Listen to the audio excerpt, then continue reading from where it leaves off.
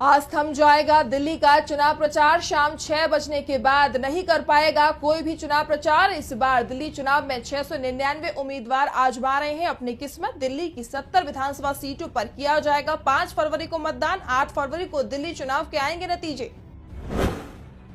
दिल्ली में चुनाव प्रचार के लिए दिन में उतरेंगे दिग्गज।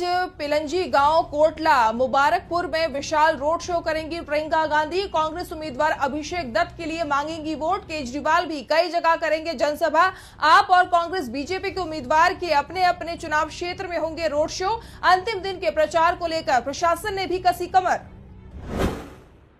राष्ट्रपति के अभिभाषण के धन्यवाद प्रस्ताव पर आज से लोकसभा में शुरू होगी चर्चा। पीएम मोदी 4 फरवरी को देंगे जवाब। विपक्ष की तरफ से राहुल गांधी संभालेंगे कमान। लोकसभा के बाद राज्यसभा में होगी धन्यवाद प्रस्ताव पर चर्चा। 6 फरवरी को राज्यसभा में जवाब देंगे पीएम मोदी।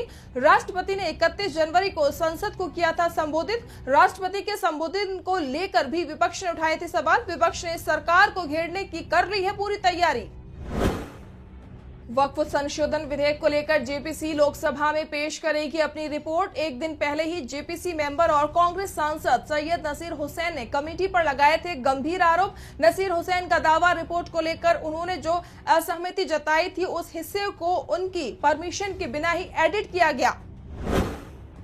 महाकुंभ में भगदड़ में गई जान जाने के मामले पर सुप्रीम कोर्ट आज करेगा सुनवाई। चीफ जस्टिस संजीव खन्ना और जस्टिस संजय कुमार की बेंच करेगी सुनवाई। सुप्रीम कोर्ट के वकील विशाल तिवारी ने जनहित याचिका की है दाखिल। जनहित याचिका में प्रयागराज महाकुंभ में हुई भगदड़ पर स्टेटस रिपोर्ट और इसके लिए जिम्मेदार अधिकारियों पर कार्रवाई की गई है मांग। साथ ही आयोजनों में वीआईपी मूवमेंट सीमित करने की भी की गई है मांग।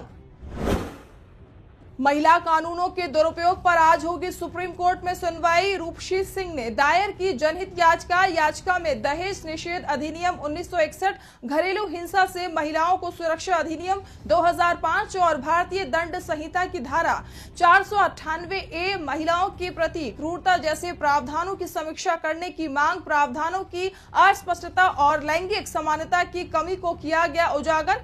याचिकाकर्ता की दलील, इन कानूनों के दुरुपयोग से निर्दोष पुरुषों और उनके परिवारों को मानसिक, सामाजिक और कानूनी उत्पीड़न का करना पड़ता है सामना।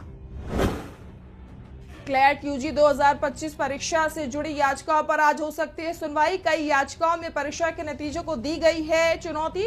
एक ही हाईकोर्ट में सुने जाएंगे सारे मामले। Consortium of national law universities की 2 याचिकाओं पर सुप्रीम कोर्ट में हो चुकी है सुनवाई। कोर्ट ने कहा कि मामले को पंजाब और हरियाणा हाईकोर्ट को किया जा सकता है ट्रांसफर। एमएसएमई मंत्री जीतन राम मांझी के नेतृत्व में टीबी मुक्त भारत अभियान तेज। आज से जांच शिविर होंगे आयोजित। 3 से 5 फरवरी 2025 तक चलेगा शिविर। अभियान के तहत फैलाई जाएगी जागरूकता। सभी आवश्यक कार्रवाई करेगी सरकार। मांझी बोले, एमएसएमई मंत्रालय ऐसी पहल के लिए सहायता करेगा प्रदान। केंद्रीय मंत्री ने घरों के आसपास स्वच्छता, वातावरण, पौष्टिक भोजन जैसे कारकों पर ध्यान देने पर दिया जोर। छत्तीसगढ़ नगरीय निकाय चुनाव के लिए बीजेपी आज जारी करेगी अपना घोषणा पत्र। रायपुर के जिला कार्यालय एकात्म परिसर में करेगी इसका विमोचन। इस दौरान सीएम विष्णुदेव सहाय, प्रदेश अध्यक्ष किरण सिंह देव और डिप्टी सीएम अरुण साव भी रहेंगे मौजूद। निकायों के लिए 3511 सुझावों को शामिल कर तैयार किया गया है मैनिफेस्टो। आज हल्की बारिश और बूंदाबांदी की संभावना। बारिश के बाद ठंड बढ़ने के आसार। अधिकतम तापमान 22 से 24 डिग्री और न्यूनतम 8 से 10 डिग्री तक रह सकता है। मौसम विभाग ने दी जानकारी। दिल्ली में कोहरे का अलर्ट। राजस्थान के कई हिस्सों में दिखेगा एक नए पश्चिमी विक्षोभ का प्रभाव। यूपी में तेज हवाएं बढ़ा सकती है सर्दी। मौसम विभाग में पिछले साल के मुकाबले इस साल कम सर्दी पड़ने को लेकर जताई चिंता।